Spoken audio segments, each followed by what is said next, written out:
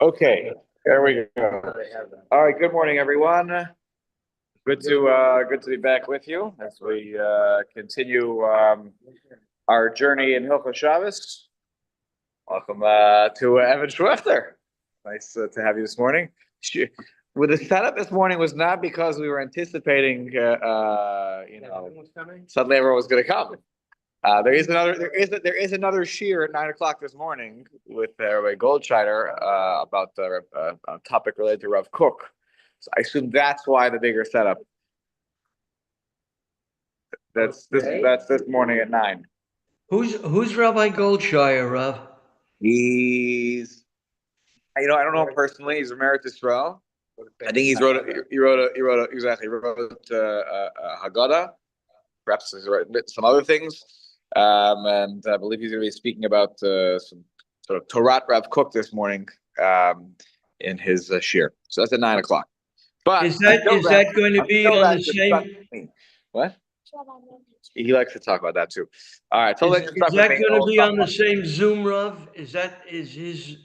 Is it going to be on Zoom? I don't know. I will ask Rabbi Schneider of Ariel if that's the case when he gets here, because he helped organize it. So I will find out.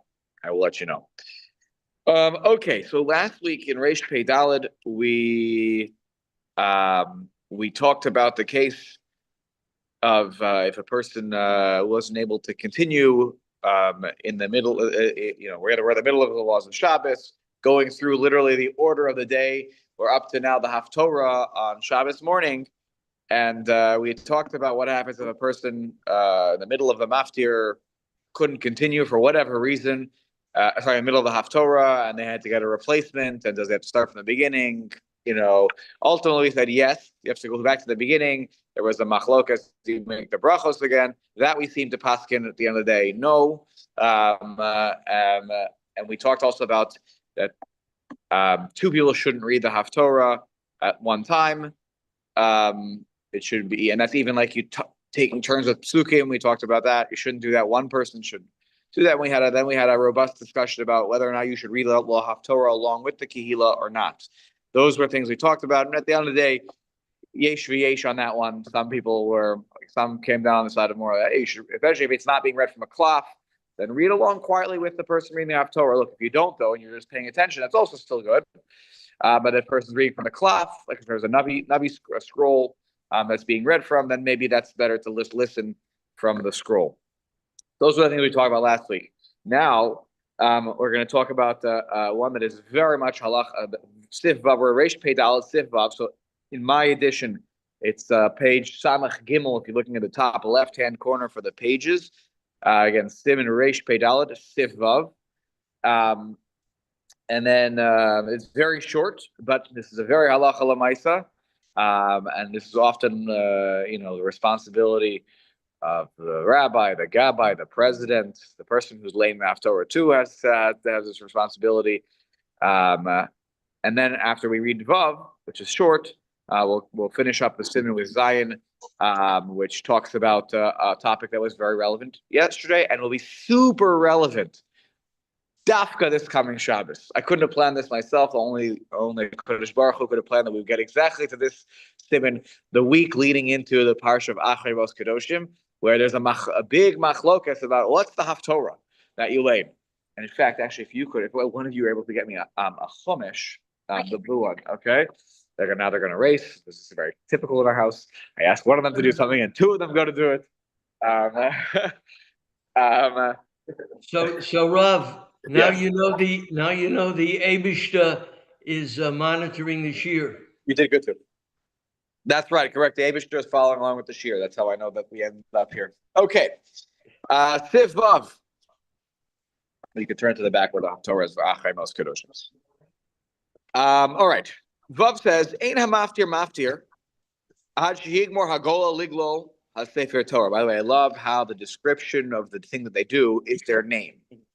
The maftir shouldn't maftir until the golel finishes goleling. Okay, meaning the person who's reading the Haftorah shouldn't start his laning acharei mot. until he finishes, until the Golel, the one who rolls the Torah, right? It was Hagba, and it used to be that same person in Hagba and Galila, but until they finish rolling and closing the Torah. Yeah, thank you. You can put it right here. That they finish rolling the Torah, they close it over, they put the mantle on, and then they put the belt on, right? You're supposed to finish that before the person starts laying the Haftorah. Why?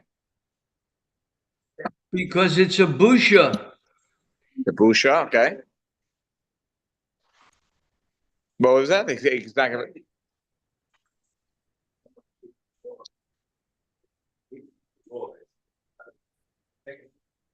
No, let's say it was a Haftorah. No, not here a Maftir later, the Maftir Aliyah. Sorry. I should have made that clear. Here we're talking about the Haftorah. The Maftir, the one who got called up for Maftir, shouldn't do the Maftir. Here refers to the Haftorah, the conclusion. Thank you.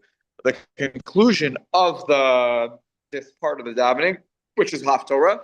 He shouldn't start until the Sefer Torah was rolled, meaning it was closed up. Right. Watch what Simeon said. It's a busha. Yes. So Jeffrey said, not respectful to what though? Wasn't not respectful to the Torah. Okay, it's like we couldn't wait to get rid of you. We were already on to the next one before we closed you. And also the Haftorah. People shouldn't think you're reading the Haftorah from the Sefer Torah, right? You're not supposed to look when you make the brachas on Birchas HaTorah, right? The Torah actually, when you go to call it for an Aliyah, you're supposed to open the scroll up, right? You should actually do it yourself. Don't wait for the Baal Koreh to do it. You should pull open the one side, and then you look inside. You place the kiss, or you kiss the edge of the scroll, and then when you make the bracha, you're actually supposed to look away. You're not supposed to look in the Torah. So either you're supposed to close your eyes, or you look to your left. Why? Because nobody should mistake. As the Bruce is alluding to, you shouldn't mistake that what was being read is in the bracha is in the scroll. No one should make that mistake. But here, let's assume that people would make that mistake though, because I'm standing at the shulchan ready to read from a book. Let's go with that. I'm reading from a book, and the Sefer Torah is being, they're sitting like in our shul. They're sitting over here, or they're enrolled. They're doing Galila. I shouldn't do it. I shouldn't start right away. No. So what's going on here, Simeon? What do you want to say? What do you want to add?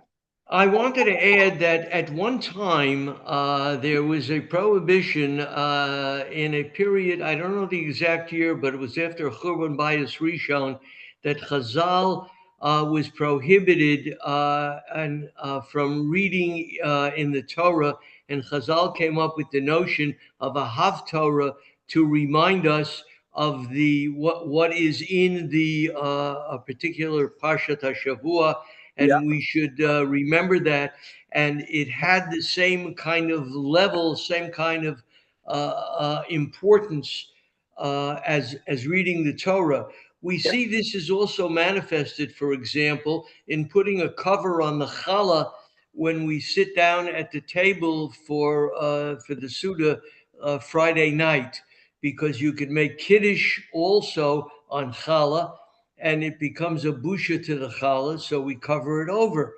So I see, that's how I see it. You're saying that the covering the Sefer Torah, making sure they said that way, it's like we're reading from this other thing and we don't want to embarrass you. Interesting. Okay. So look what the Mishnah Berurah says. It's very simple. It's very straightforward.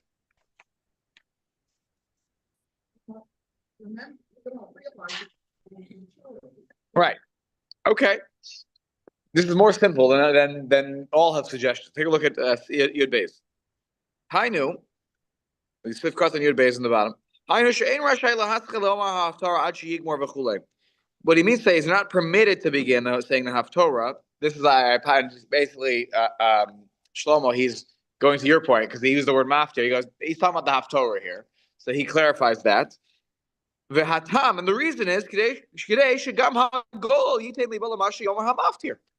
he's like, why are we being not fair to this guy? He got Galila, he's rolling the Torah, he's doing and the guy's going Baruch Atah Hashem Elokeinu Melech Haolam Asher Bachar. And by the time he gets back to his seat, he goes, "What page are we on? I have no idea what's happening." And that, you know what? Everybody should have a fair shot to be able to pay attention. So the goal should be able to finish, so he can pay attention to the Haftorah. Now, what that does actually teach you is something very important. He says here, "Shechovahi al kol adam lishmoa parshas haftarah kamo parasha Sefer Torah." You have an obligation to listen to the Haftorah the same way you have an obligation to listen to the Kriyas HaTorah. I didn't want to say it. I was thinking it, but I didn't want to say it, but I did think it.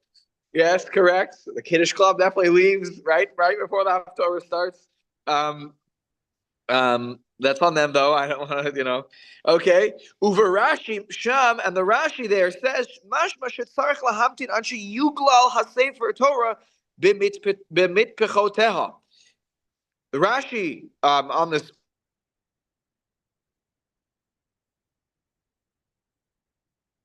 says similarly, the reason we need to wait till the Galila is done is so that we wait until the Sefer Torah is covered with its mitpachat, with its cover.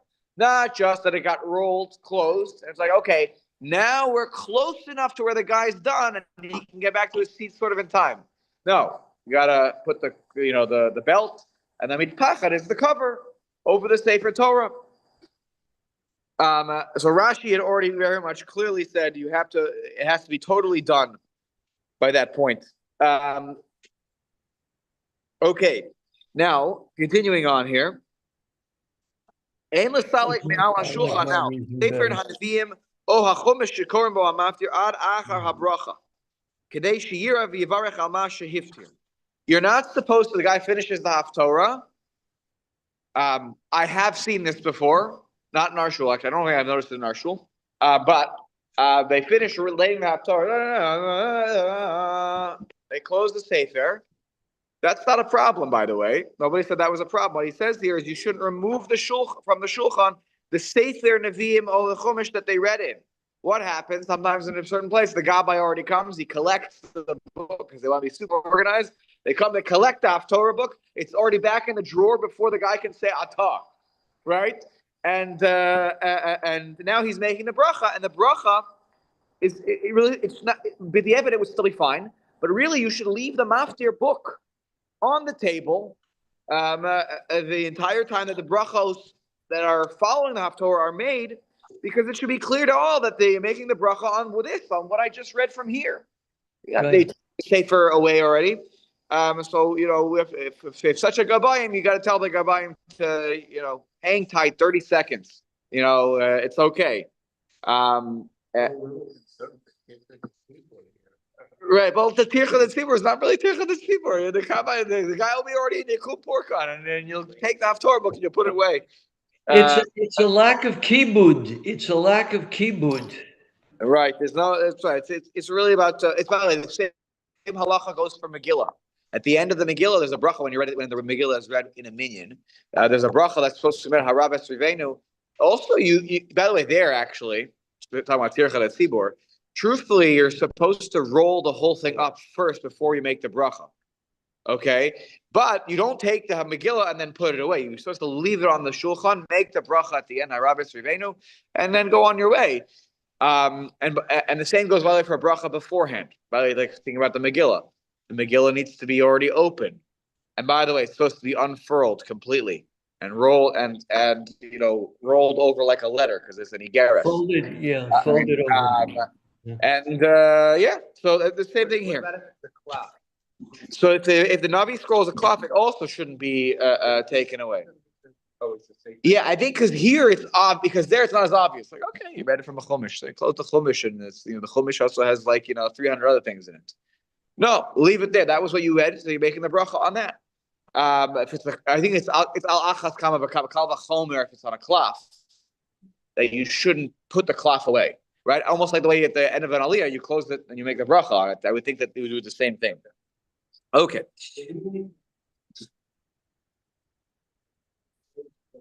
Yeah. The Sefer Torah, but we didn't. No, the Haftorah book.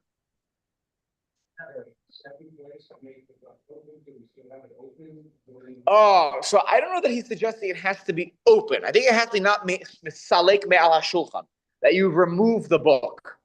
So I know, yes, the brachos are always in the front, and so you flip to the front to make the brachos.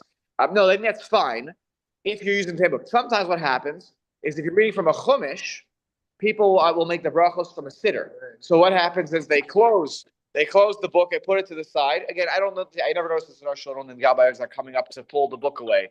But But I have seen places where they are very much, like the guy from Musaf's, like he's, in position, the gabbai takes the book away. I have seen that. It's very like, that shouldn't be done. The book shouldn't be taken away. The book should be left on the side there. Okay, the brachos are in front of you in the siddur. Right. Yeah, I guess both the Shkamin and the main shul, they're using a special Haftorah book. What do they do with you guys in the Sephardic Minyan Shlomo, they have a scroll, right? They have a Navi scroll. Right. Right. So it's not on parchment, but it's yeah. We spoke about that. So one about his scroll. With the real clock, yeah. Correct. A completed Tanakh would be better. Right, as opposed to just like what we have here. Right. Yes. Yes. If you had a full Tanakh, it seems to be, a different level. Yeah. All right. Let's take a look now at Sif Zion. All right. So now you know the halacha l'maisa. If you're called up for the Haftorah, you should be careful not to start the Haftorah until the Sefer Torah is at rest. By the way, those of you who are Pesach, you may have noticed every time before the Haftorah was read, I tried to give a little introduction to the Haftorah. Part of the reason was so that the Galila, because it's an awkward time. It comes suddenly there could be a lot of talking. So Badafka will say a few words. Also, it's nice to say a few words about what the Haftorah is. Sometimes we don't always know. So, but part of it also was to give the person an opportunity to finish the Galila and get back to their seat. Okay, so you know that this was a little in my head. Okay. So why don't you do that every Shabbos? Sometimes I'm with like the teens or whatever, so I do wherever I am, I do it. You haven't mastered. I don't know what happens when I'm not there. You haven't mastered the art of being in two places at the same time. I have not quite. One day. Okay. We're going to be using this now. Zion. B'Shabbos shehaparshios mechubaros. Oh, like yesterday. Maftirin b'haftaras parasha shniya. Not like yesterday, because yesterday was Rosh Chodesh, so we have a special laning. So when you have a Shabbos, when the parshios are connected, a double parsha as we call it. So the maftir, you're maftirin b'haftaras parsha shniya. So you do the haftorah of the second parsha, the one that is assigned to the second parsha. Yesterday we didn't do that because it was Rosh Chodesh, and that's a special haftorah that takes precedence because of the day. Even though, by the way, though. Yeah, but that does make sense in some ways because we laned Rosh Chodesh, right? So the laning connected to the Haftorah. Now, but if you have Vayakel Pekude, so you're relating Pekude. Now, I love this. This is one of those, like, if you don't look it up, you'll never know what he's talking about. The Ramah then continues, V'ayin lekaman siman taf chaf ches, says, take a look at this siman a lot, further down the road from us.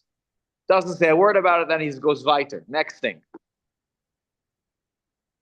So I'm not going to go weiter because the next thing is about what happens after the Haftorah is done. Okay? Take a look at the Yud Gimel in the Mishnah Berurah, very short. Shniya, Shabbat Misamin Esa Kriya, because in the second parsha, that's how we closed out the Kriya. So we want to have some connection to the thing that helped us close it out, meaning the second parsha. Okay, and again, that also helps to explain why on Rosh Chodesh we lay in Rosh Chodesh. It doesn't explain why on Erev Rosh Chodesh we lay in Machar Chodesh. Okay, but that relates to sometimes what we might do on the Shabbos of all the Shabbos. So that's the same problem that we have on the Shlosha of the Parnuta, the 3 weeks in the summer, and then the 7 Haftorahs of the Nechemta. It's not really related at all to the Parsha. Those 10 weeks, we don't relate anything else related to the Parsha, right? So it's not unprecedented that we will lane something that's about the time of the year or what's going on in the calendar without the connection to the Sefer Torah. It does. At least happens 11 times a year. So it's not like a small whatever. And Shabbos Nagadol and Shabbos Shuvah, correct. It's about the time of the year. So 13 times a year minimally, we break the rule, which means it's quite an exception. Yeah, Shlomo, what did you say? That sometimes we don't lane something in the Haftorah that was related to something that was read in the Kriyas HaTorah that morning. 13 times at least during the year, we don't do that. So it's not exactly a hard and fast rule when you have 13 exceptions. Okay. So we are prioritizing the calendar over the essence of the parsha that we're reading, Yes. Which may have been. which defeats the whole purpose of the Haftorah as set forth Midirabbanan. That's correct. Well, but it was Haftorah. Its original was about replacing the Kriyas Haftorah, but again, I think they kept it along afterwards, and so therefore things evolved, in the sense that the time of the year also mattered to how people feel connected. You see, if I was arguing the point, I could argue that in a twin reading, in a dual parsha reading, we should read both Haftorahs. If the purpose Yes, is the that might be- relationship, Yes, and I think that would have been a tircha that Tzibur that they would have never, and goes from Gzera ala Tzibur elain can Tzibur Yechol Namod Bo. I don't know that people would be able to. So that makes it almost like as long as Kriyas HaTorah. I don't know. I'm not sure, but I think that's probably a piece of the puzzle. Yeah, David. Sometimes We will give a little pasuk at the end, or whatever, like a throw in. so if it's a tichur on the kehila, then you shouldn't be objecting to the people that leave for the Kiddush club. Yes, if we do double the haftorahs, then I hear it. Okay, Yud Dalid. V'ayin lekaman simin taf chaf ches. Okay, so at least he gives you some context here. What does he say? So when the Ramah sent you to go look later on, le'inin haftorahs acharei ukadoshim. This week's parsha or parshios kshehin mechubaros, when they're connected, like they are this week. V'yeter dinei haftorah, and there are more laws related to the haftorah. So yesterday I was preparing. I open up the next edition. It's in the Dalit of the Mishnah Berurah, because I first opened up Hey, and then I realized, oops, this is actually the last siman of Dalit, and it's kind of stuck and dependent onto the laws of Rosh Chodesh, even though this has nothing to do with Rosh Chodesh because they don't lay Haftorah on Rosh Chodesh. But there are other things that relate to readings of Haftorah, other special, things that relate to laning, that are sort of thrown in here where there's no other place to put them. So the very last halacha in this siman, so the end of this book, starts talking about certain haftorahs we read, special readings. By the way, he talks about that from the 17th of Tammuz. You read the Tlas de Poranusa, the 3 weeks haftorahs. Then he gives you what they are. Then he says after that you read the Shiva de Nechemta, and he tells you which haftorahs are those. And then he tells you that on what to lay on Tzom Gedalia, what to lay on the Shabbos between Rosh Hashanah and Yom Kippur, because it's special. Shuvah is special. And then he tells you what to lay between Sukkot and Yom Kippur and Sukkot. By the way, not also it has its own or we read Hazino, so you're supposed to read Vayidaber David. Anyways, he goes through so he goes through everything. Then the Ramah chimes in. He says V'amina Kasara. So okay, then he goes Kashar Koran State Parshios Maftir and Ba'achrona, similar to what we have here. You're maftiring in the second one. Milvad Ba'achremos Kedoshim. Said Ba'achremos Kedoshim. The maftirin halo kivnei chushim shiaftaras achremos. What's the source? Minhagim. It's the minhag. Okay. Vinhagim. This one we don't do. Just throwing in a couple other minhagim that relate to the maftir in general. Vinhagim lahaftir bechasna. So if it was a ofruf, you should read a special haftorah. Sos Asis, which is actually one of the Shiva de Nechemta. I think it's the last of the Shiva de Nechemta. The second last one. Which you can actually look it up in there. But which is a special one for that. But then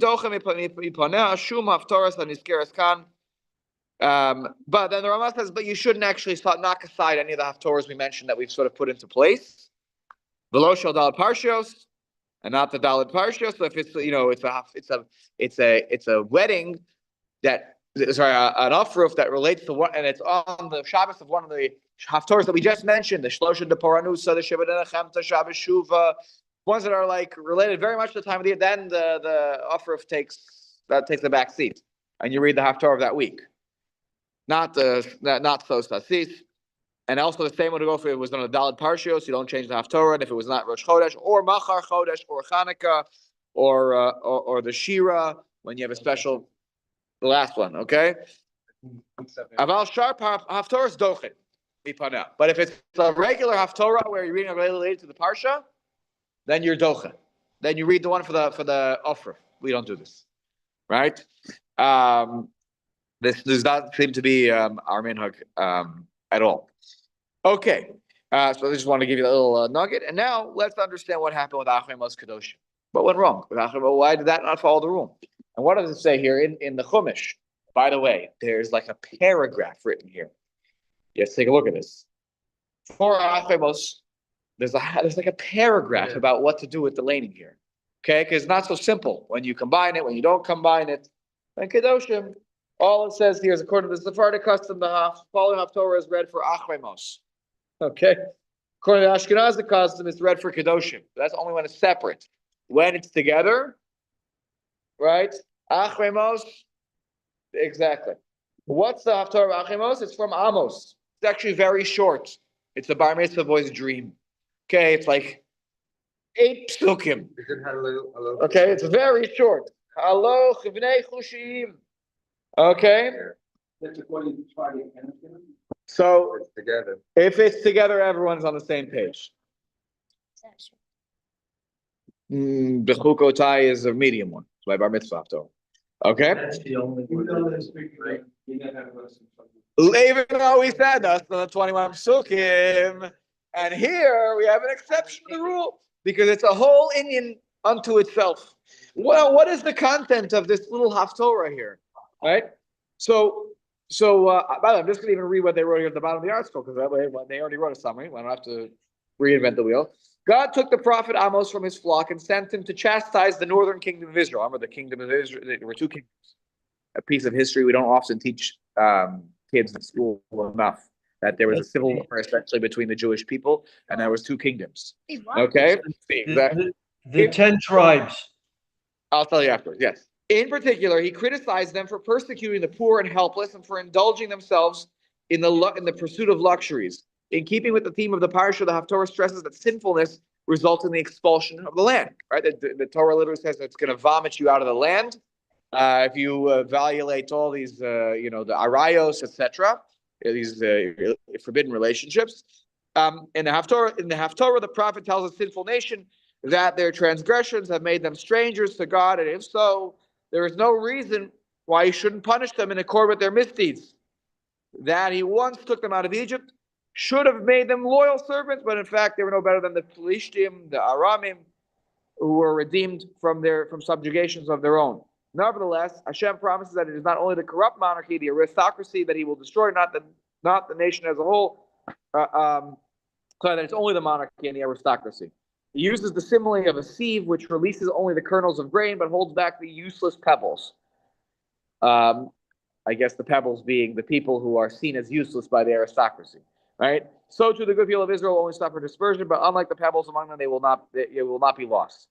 Okay, as is customary, in even the harshest of Haftorahs, prophecies, Amos concludes with stirring words of consolation as he paints a picture of a reestablished Davidic dynasty, which he calls David's fallen Sukkah, Sukkah's David Hanofalas, right? And a prosperity so dazzling that the people will not even be finished. That the people will not be finished at harvest when it is already time to plow for the new season. So you have a downer of a Haftorah, which ends on a positive note. Okay. Right. Now now let's take a look. Landing of Yom Kippur comes from the beginning, and then the landing of the afternoon comes from the end when it talks about all the Parshas Harayos, the forbidden. So take a look at what it says here about. You can't listen to what the Mishnah Berurah over there says, not here by us. The Mishnah Berurah over there in Tav Chav Ches. he says the following. Shehi haftaras achremas, mibdeha haftar shel parsha shniya mazkeres mitoavas Yerushalayim. The haftorah of the second parsha of Kedoshim talks about the abomination of Yerushalayim. Ma she'ein kein kishehei nifrados shekvar karu halo chivnei chushim ba'parshas acharei behechrech lahaftir b'parshas Kedoshim hatifshot. So he's saying is that. So I'm just looking for this in. The parsha Shnia, the Kedoshim one mentions To'avas Yerushalayim. Okay, so let's take a look here.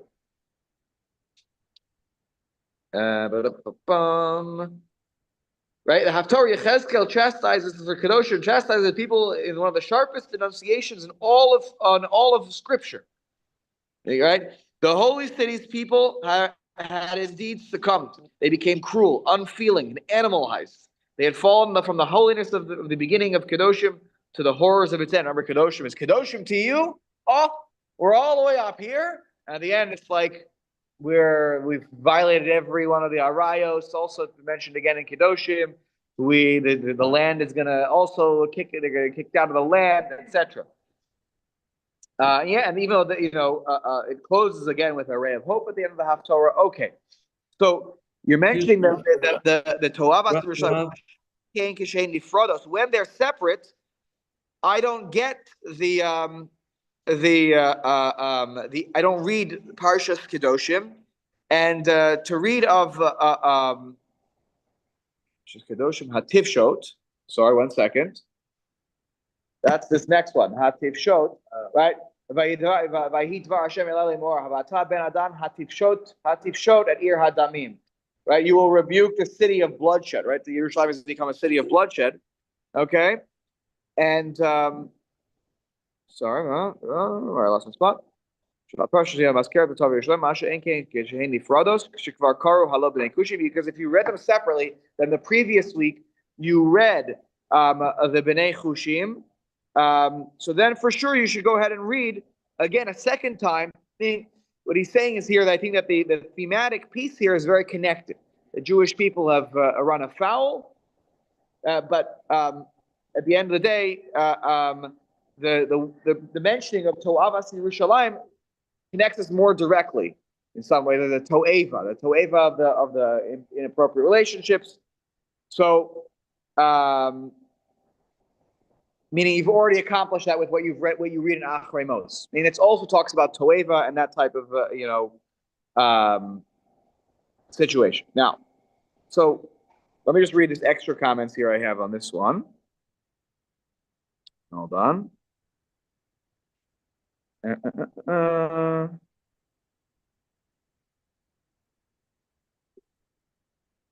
Como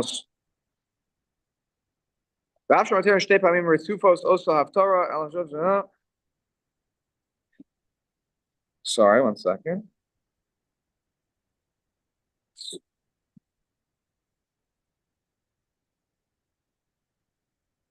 He doesn't give a better explanation. Okay. I thought he gave a better one here.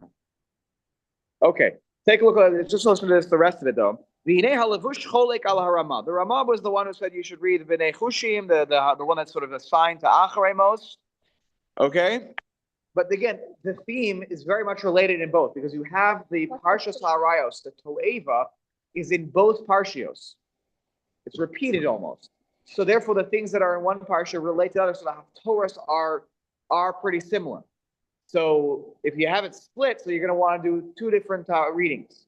When they're combined, so we do the first one because we want to get that one in. That was the one that was the first of the the Haftorah we chose for that relates to To'eva.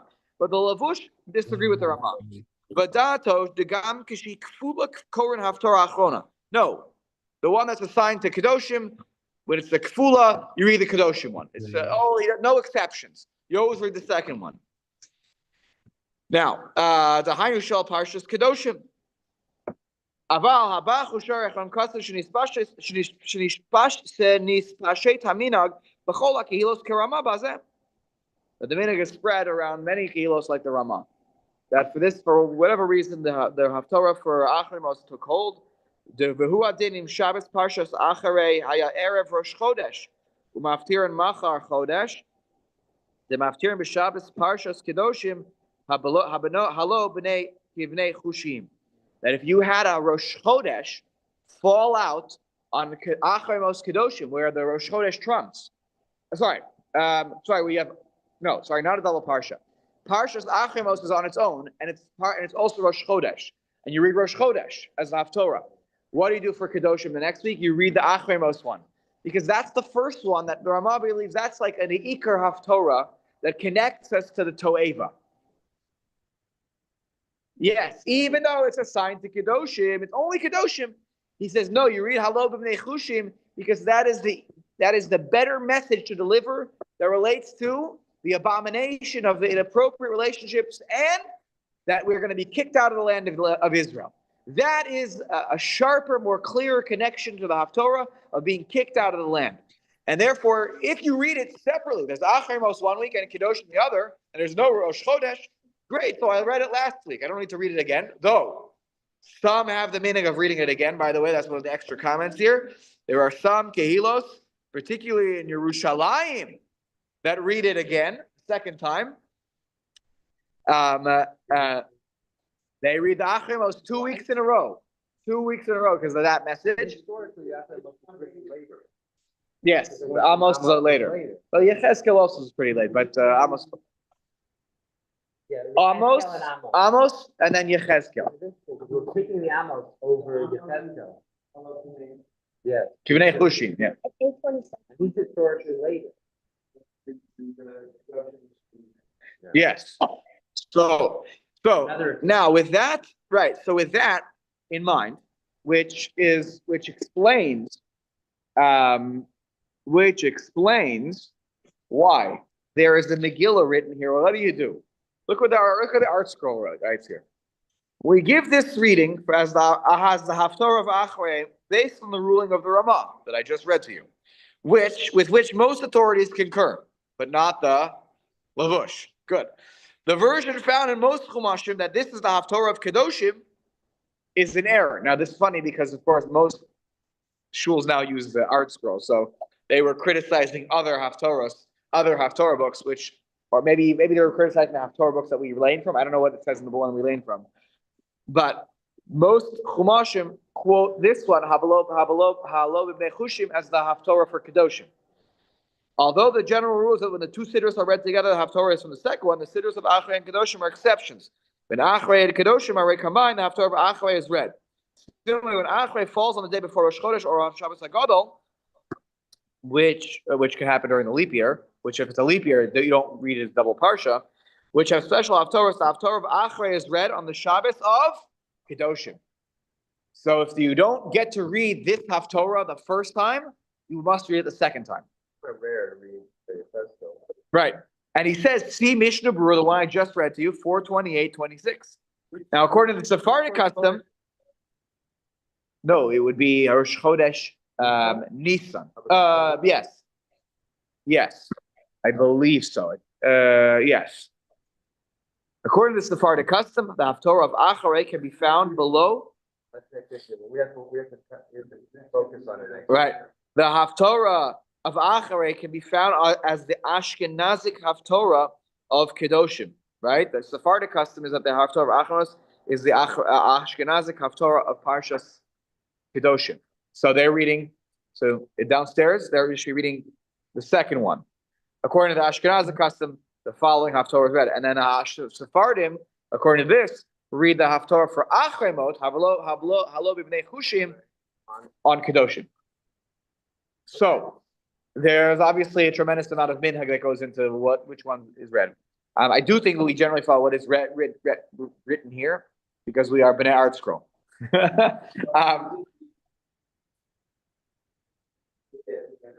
They read the one that's right. Correct. So, anywho, now you know for this coming Shabbos, we're going to read the Haftorah for Acharei Mos. And when everybody gets confused as to what's happening, you'll be like, You should come to Sunday shir. You'll understand. You'll know you'll have been prepared for this moment. But bottom line is that the Haftorah of Bnei Chushim is a sharper rebuke that connects the parsha. I think that's the sort of shot here, and therefore you can't skip it during the year. I mean, one of these two parshios, Kedoshim could have had this too. But once you've read it in Achremos, you don't need to read it again for Kedoshim, so we have another Haftorah. But when they're combined, we want to read this one. An exception of not.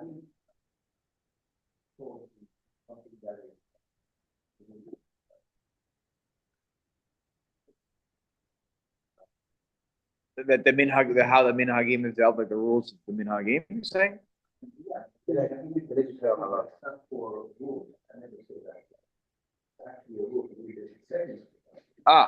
And we're pretty makbid actually as to like what haftorah should be read and what shouldn't be read. Actually, we're pretty makbid. There are different minhagim for sure.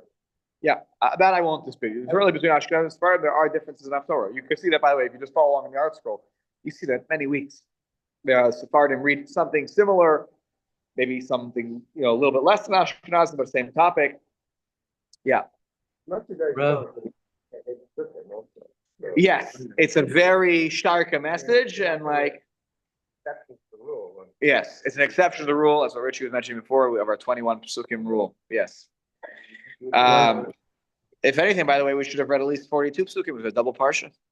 I'm just kidding. Yeah. Yeah. Okay. Simeon. Rav, in the beginning of your discourse on the double parsha, if I heard correctly, you said even a bar mitzvah boy can read it. Did you say such a thing? Today I didn't mention about the bar mitzvah boy. No, no bar mitzvah boy. You didn't mention that? That was a few weeks ago. We talked about that in terms of just the maftir in general. Yeah.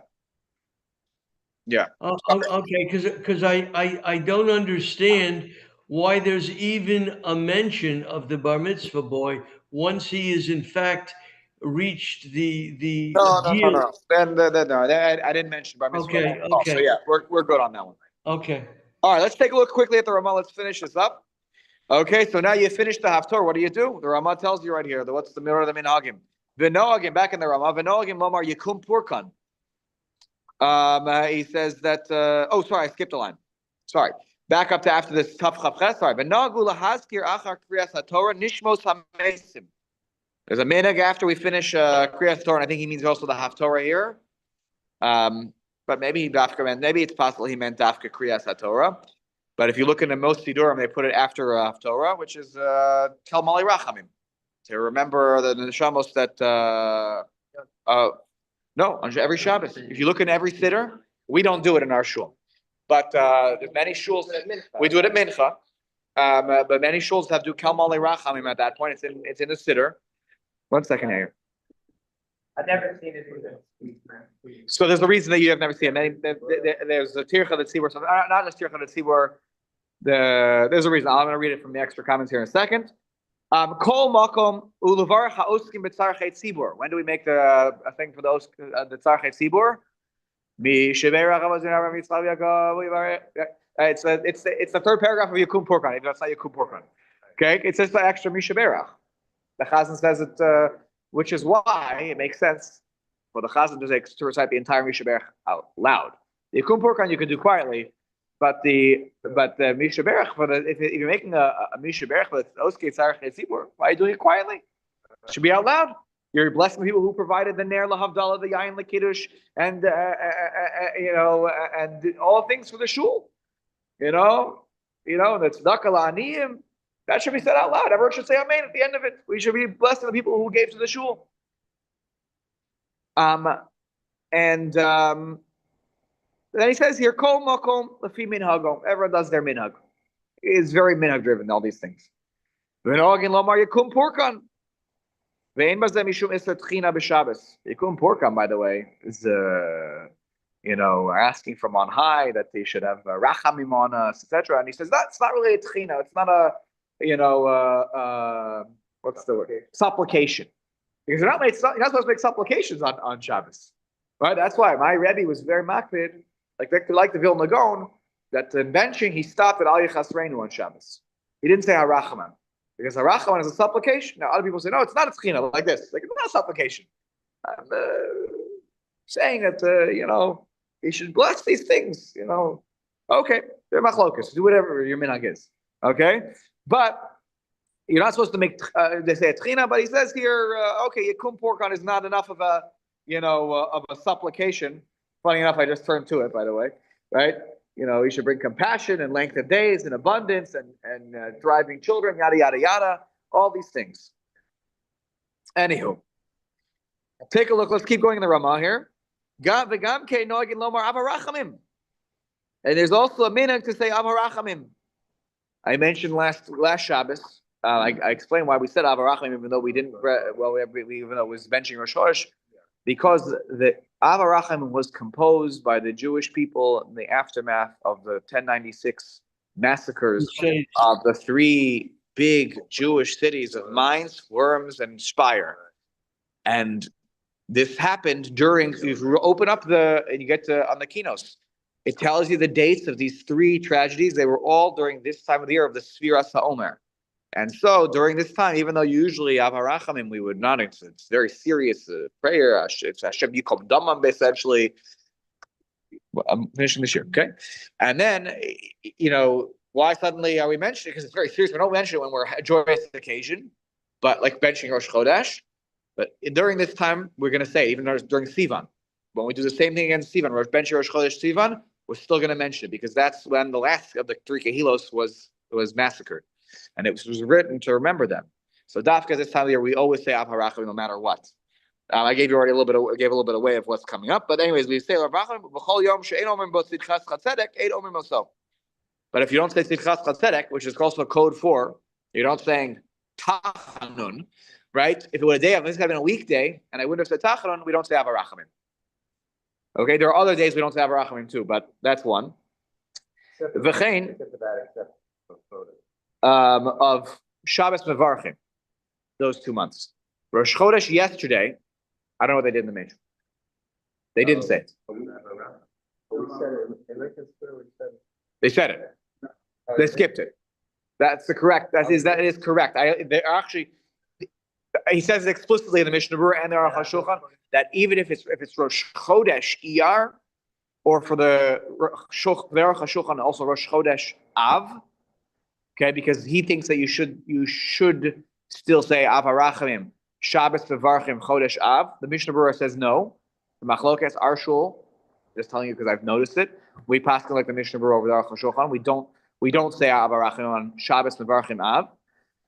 But on Rosh Chodesh itself, we don't say it because it's like a day you don't say Tachanun. Shabbos Mevarchim is an extra halacha that we don't say so like. It's not a tachanun thing, but if we don't say tzidkas chatzedek, it's such a joyous day like a Rosh Chodesh. It doesn't shtim. Av Harachim doesn't fit the theme of it's too serious. It's too downer. So we don't say it. So that's why yesterday we shouldn't have said it. I hope that was what we did. Correct. And then Av Harachim should be. That's correct. That's right. So ukashiyesh chasana omila. You have a chasana here. I believe he means. I don't think here he means ofruf. I think here he means you have. Or maybe he does mean that. Honestly, no, the same day wouldn't be possible. No one's getting married on Shabbos. I thought he was going to mean here like a Sheva brachos. But now that I'm saying it, usually when it says chasana, it means like Shabbos chasana. That's like the Shabbos. It's the Shabbos before. That's when because they would do a wedding before Shabbos started, right? The wedding was before the meal ran into Friday night, right? That was because they were not wealthy enough to afford. And during the week we leave out Tachanun. Right, correct. The Mila, right? If there's the Mila also on Shabbos, we would skip Av Harachamim. I don't remember what we do here. Do you remember what we do on the offer of Shabbos? Do they say Av Harachamim? I think they do. Only if it's the Sheva brachos. Because the Chassan and the Kala are there, during Shabbos Sheva brachos, we would skip it. Okay. There are those who don't say Avarachim when we do Shabbos Avarachim. Like we said, except for during the days of Sfira. And he says, this is very minhag driven. This tefillah was added later and afterwards anyways. So follow the minhag hamakom. Okay? Now, we'll finish next time the Mishnah Berurah on these on this piece because it'll take us too long, and then we will move on. This we talk about the avarachem halachos and what happens during the Sphira, which I already previewed a little bit. So we'll finish this up next time, and then we'll go on to Reish Pei Hey. We'll go right into it next week about Shnai Mikra V'Echad Targum, the mitzvah that was upon all of us every week to read through the parsha twice with the text and once with a targum. Once with a commentary. Rav? Yes, Simeon? Yeah, Rav, just to digress a bit, when at the Young Israel, we were learning from Hirsch Wolf, Mishnayos, Maseches Megillah, the